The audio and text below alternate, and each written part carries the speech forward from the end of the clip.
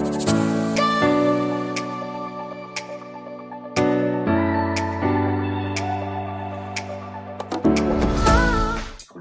do you do in your dating period? What do you do while you're courting? Fine, you've been this person's friend, you appreciate this person for who this person is, you begin to have, feelings for this person, begin to have emotions for this person, you find yourself making sacrifices for this person, you find yourself listening to this person often, you find yourself craving to be in this person's company often. Now, you're dating, you've accepted to date this person, you've accepted to court her.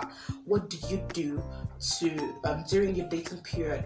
Here's what I want to tell you. First of all, make sure that you worship or pray together. I don't know about you, but even if you're Christian, you're Muslim, you whatever religion you practice, try to, go together. And I don't know if you have different religions, I wouldn't always encourage different faith relationships because it is a lot deeper and there's a lot of things to consider. But the truth is, if you're with someone who shares similar religion, you should do a lot of spiritual exercise together, pray together, read the Bible together, study together. It will help you grow spiritually together. Okay. Secondly, attend conferences, seminars, events together.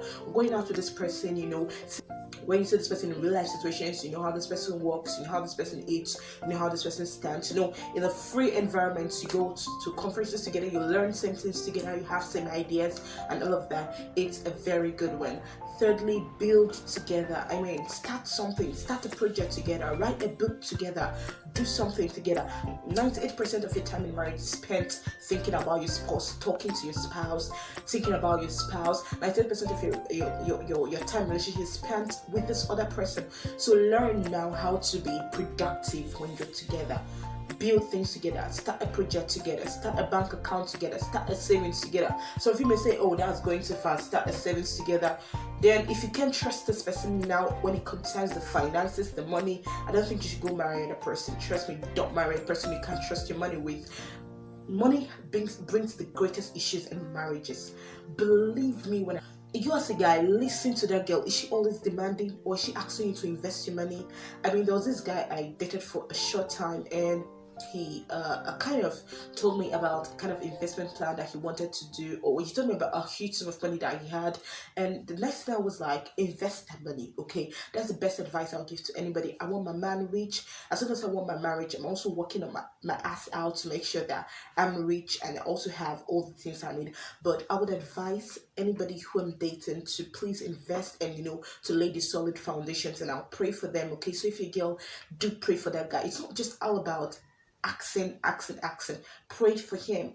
And it's not all about, texting her beautiful words. It's okay to do that, but you guys try pray for your girl too. She needs your prayers to excel in whatever she wants to do. Okay. Then fifth, go for someone who compliments you. They may not always have the same ideologies.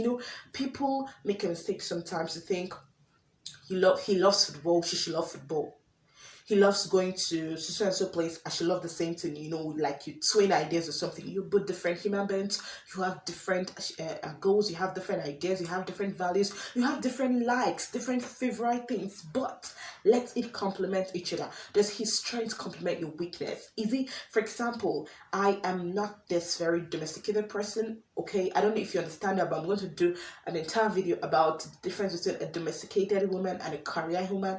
But the thing is, I'm not this very domesticated person. Okay, let me put it this way. I'm not very family oriented. I don't know if you get it, but let's just leave it at that. The point is, I value family quite fine, but I'm not this family oriented. Like, I'm not this kind of a person that wants to, just sit down and dream about how I have children running around me, or how I have, just being at home and, just bringing up babies and, everywhere it's all cozy in the home and just being at home and just traveling with my kids. And I'm not a kind of woman. I'm so career oriented.